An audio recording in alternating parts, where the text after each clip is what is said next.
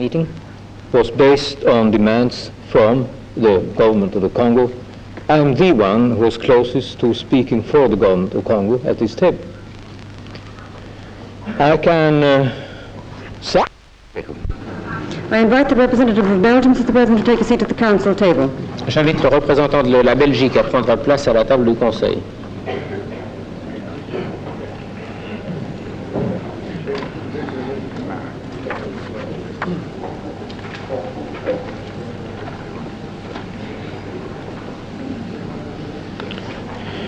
El primer orador inscrito en el debate sustantivo de esta cuestión. Monsieur le Président, j'ai suivi avec l'intérêt que le Conseil imagine le rapport que nous a fait tout à l'heure Monsieur le Secrétaire général sur la situation dans la République du Congo et sur les difficultés qui ont apparu ces dernières semaines pour ce nouvel État indépendant d'Afrique.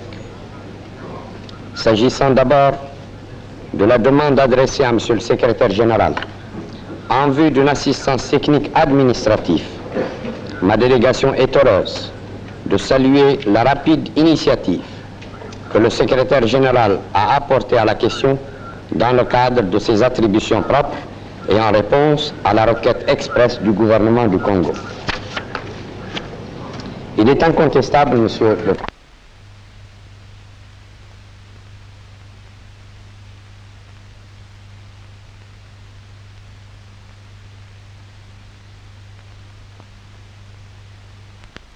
clairement, à la lumière de ces informations, que le gouvernement congolais demande aux Nations Unies une assistance militaire lui permettant de protéger son intégrité territoriale.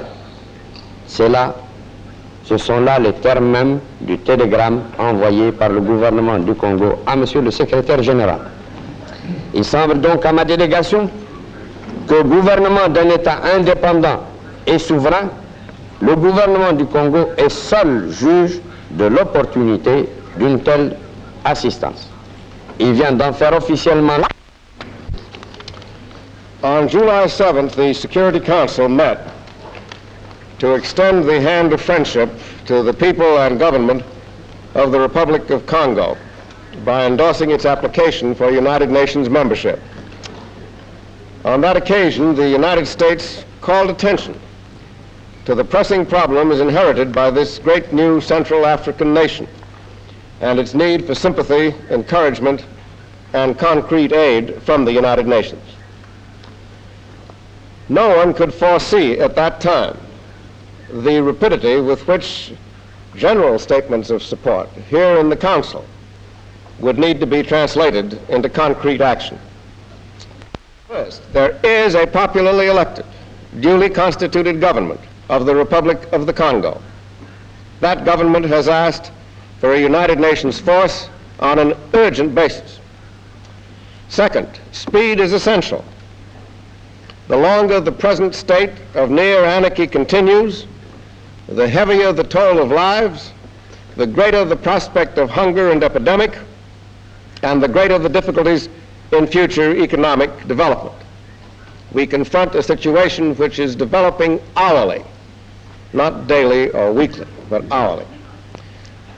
Third, it is not only futile but positively harmful to seek to apportion blame at this time for what has happened.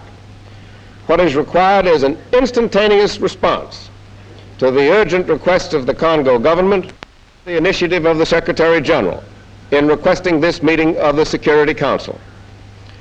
We believe that the recommendation which he has made for a United Nations force is reasonable and proper.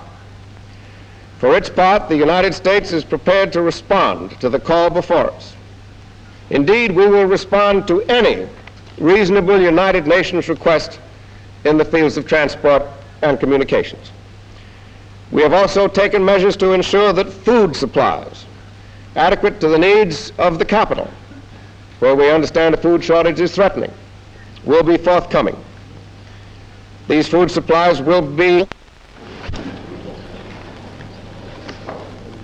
Господин председатель, президент и премьер-министр Республики Конго обратились к Организации Объединенных Наций с просьбой об оказании республике срочной помощи в ее борьбе за свободу и независимость. В телеграмме президента и премьер-министра Республики Конго на имя генерального секретаря Организации Объединенных Наций от 12 июля указывается, и оценка этих событий даны в заявлении советского правительства, которое направлено сегодня правительством всех государств-членов ООН. В этом заявлении говорится: в результате длительной и мужественной борьбы конголезского народа против чужеземных колониальных поработителей была провозглашена 30 июня 1960 года независимость Республики Конго. В семью независимых африканских государств вступила одна из крупнейших стран Африки. Whether because of envy or for what reason, I know not. I always undertake to make an adequate reply. Now, any man of goodwill knows that this is a time for reason and for constructive action. This is a moment which is putting the United Nations on trial. This is not a time for provocative and reckless charges. And it's regrettable that the Soviet government should have interjected itself into the situation with the truly incendiary statement which Mr. Sobolev has just read. It has made totally unfounded allegations. For example, that the United States government has undertaken measures, and I'm quoting, directed at undermining the sovereignty and liquidation of the independence of the Republic of the Congo. Because everyone here knows that nothing could be further from the truth, and I'm sure the men who wrote this statement know it too. Here's last week, Sir Pearson Dixon. They are watching, at once with anxiety and with sympathy, the strenuous efforts which the government of the Congo is making to restore law and order. These efforts merit the fullest support of the international community, and we trust that peace may soon return to the new republic. Meanwhile, detachments of Belgian troops have been making parallel efforts to protect the lives or to facilitate the withdrawal of Belgian nationals or of other communities threatened with violence. In this connection, I wish only to emphasize two facts. First, these Belgian troops have performed a humanitarian task for which my government is grateful and for which we believe the international community should also be grateful. Secondly, the substitution in the performance of this task of an international force under the auspices of the United Nations would evidently contribute to a reduction of tension in the Congo.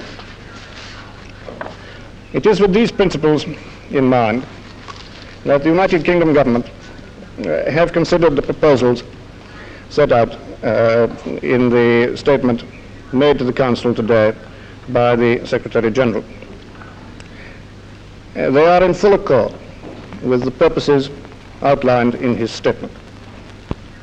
And the United Kingdom delegation hope that it will be possible to take the most urgent action arising from his statement tonight. In other words, to take the initial steps towards meeting the request of the Congo government for military assistance.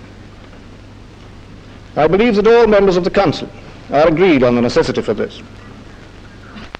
Nous savons d'ailleurs tous ici que jusqu'à présent, la plus grande partie de la population congolaise est restée à l'écart des troubles qui sévissent sur le territoire et que ces troubles ont pour cause la mutinerie des forces de l'ordre de la jeune République.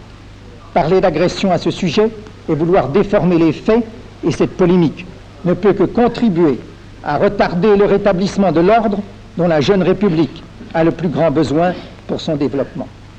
Car nul, et je tiens à le souligner, ne songe à remettre en cause l'indépendance du Congo, ni la validité de la recommandation formulée par ce Conseil il y a une semaine à peine. Les assurances les plus formelles ont d'ailleurs été données à ce sujet par le gouvernement de Bruxelles, et chacun de nous n'a qu'un désir, celui d'aider ce jeune État à développer chez lui l'ordre, la paix et la prospérité. Tout en signalant combien des points... Merci, Monsieur le Président. On the terms